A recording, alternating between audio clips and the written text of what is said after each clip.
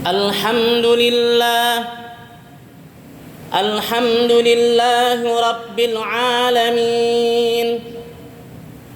Alhamdulillahi alladhi jama'ana fi hadzal ijtima' wa ma kunna linajtami'a lawla an jama'ana Allah. نصلي ونسلم على هذا النبي الكريم على رسولنا المرتضى وحبيبنا المجتبى ونبينا المصطفى محمد صلى الله عليه وسلم. إنه النبي الذي نصح الأمة وأدى الأمانة وبلغ الرسالة وجاهد في الله حق جهاده، فلهذا نقول له اللهم صل على سيدنا محمد وعلى آل سيدنا محمد صلاة تنجي قائلها من عذاب السعير. قال الله تعالى في كتابه الكريم وبقوله يهتدي المهتدون. أعوذ بالله من الشيطان الرجيم. بسم الله الرحمن الرحيم.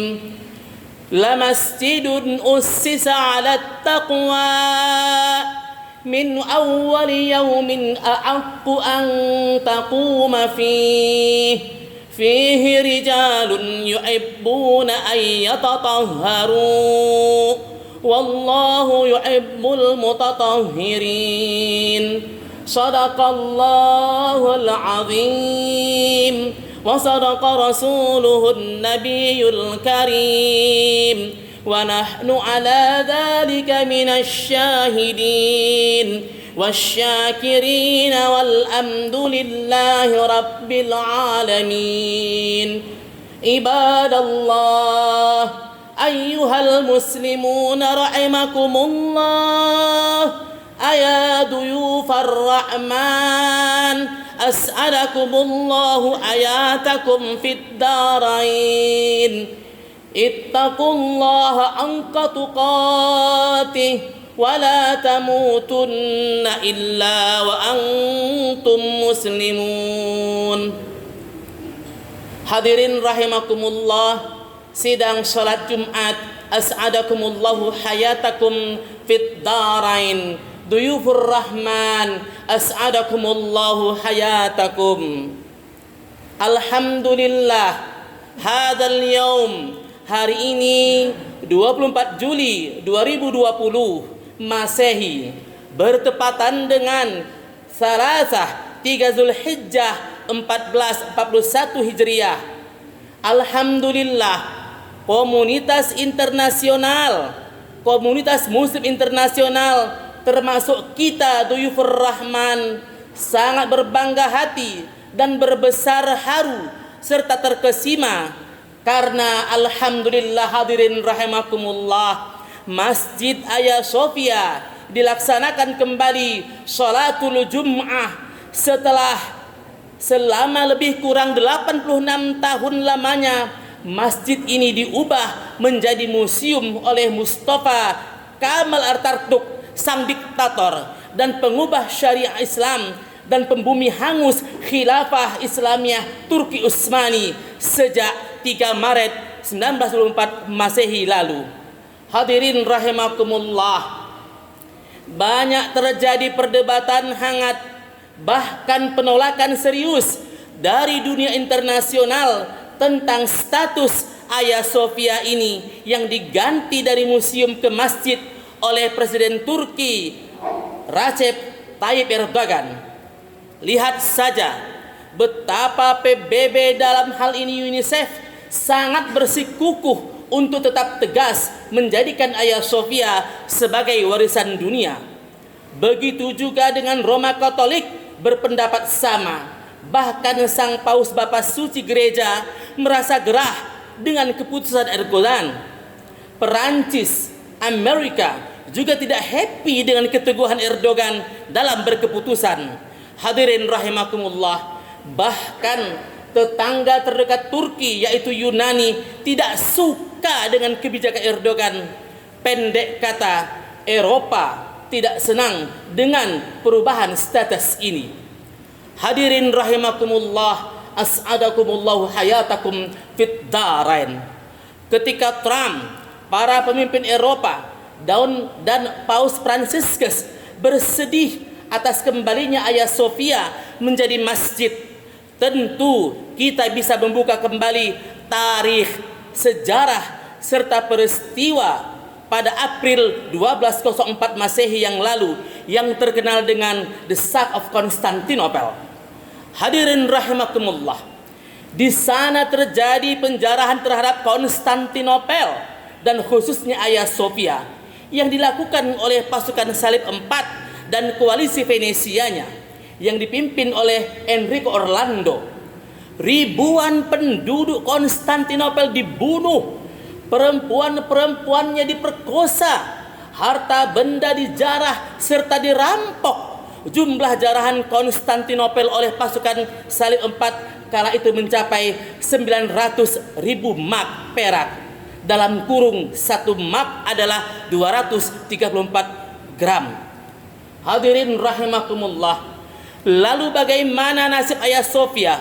Gereja yang agung itu, plat-plat emasnya dipreteli, tiang lilin dan aneka rupa perabot perak diambil, patung-patung perunggunya dilebur, relik-relik sucinya diangkut ke Venesia. Pada malam hari bahkan Hagia Sophia dijadikan tempat untuk berpesta dan mabuk-mabukan, lalu dijadikan juga kandang sapi dan kandang babi. Al-a'yazubillah. Hadirin rahimakumullah, bukankah pasukan Salib IV dan Kekaisaran Bizantium sesama Kristen? Yes, jawabannya. Tapi masalahnya adalah skisma atau perpecahan gereja yang terjadi tahun 1054 Masehi. Paus Leo ke-9 di Roma menyatakan, declare bahwasanya supremasinya atas seluruh dunia Kristen. Namun hadirin rahimakumullah, Patriark Konstantinopel Michael Cerulalius menolaknya. Konflik ajaran yang bermula dari Clausa Filioque. Clausa Filioque artinya adalah dan sampai sekarang menjadi kontroversi dalam gereja terkait dengan doktrin Ruhul Kudus. Sementara Ruhul Kudus bagi kita adalah Jibril. Ada banyak perdebatan mengenai hal ini yang pada akhirnya mengakibatkan perpecahan antara Gereja Katolik Roma dan Ortodok Timur pada tahun 1054 Masehi. Sampai saat ini hadirin rahimakumullah, kedua gereja tersebut belum bisa sepakat dalam klausa ini. Hadirin rahimakumullah, as'adakumullahu hayatakum, bahwasanya jika pasukan Salib IV di bawah titah suci Paus di Roma demikian menista perlakuannya pada Hagia Sophia, sebaliknya berbeda jauh dengan Sultan Mehmed II yang bergelar Al-Fatih, sang pembebas. Begitu tiba, sang pembebas dari Syam Syria ini segera bersujud ke arah kiblat di dekat Hagia Sophia dan menaburkan tanah ke kepalanya untuk membunuh kesombongannya. Lalu dia muliakan tempat ini menjadi masjid. Lalu Hagia Sophia dibeli dan ditebus oleh Sultan Al-Fatih dari koceknya sendiri dan diwakafkan untuk umat Islam sebagai masjid. Allahu Akbar, Allahu Akbar, Allahu Akbar. Lalu ketika Hagia Sophia difungsikan lagi menjadi masjid, apanya yang salah? Tentu kita menggugat juga. Look hadirin rahimakumullah, banyak sekali masjid-masjid bersejarah yang diubah oleh Eropa menjadi gereja. Apakah kita marah dan geram? Justru kita memakluminya tentang posisi dan fungsi yang berubah dari masjid itu sendiri. Boleh jadi karena peperangan dan konflik segala macamnya. Hadirin rahimakumullah, Di antara masjid-masjid yang berubah menjadi gereja adalah Masjid Alhambra di Granada, Spanyol, di Isbani. Menjadi apa? Menjadi gereja Santa Maria. Masjid Qasim Pasha di Kroasia menjadi gereja San Michael. Masjid Agung Cordova di Spanyol, masjid peninggalan dinasti Umayyah yang pernah berjaya di daerah Eropa, menjadi Cathedral of Our Lady of Assumption. Masjid Ibnu Udis menjadi gereja El Salvador. Masjid Al-Murafafid menjadi gereja San Jos. Masjid Agung Seville menjadi gereja Maria. Hadirin rahimakumullah, sedih memang, tetapi alhamdulillah sekarang lihat perkembangan agama Islam di benua Eropa dan Amerika Serikat terus meningkat.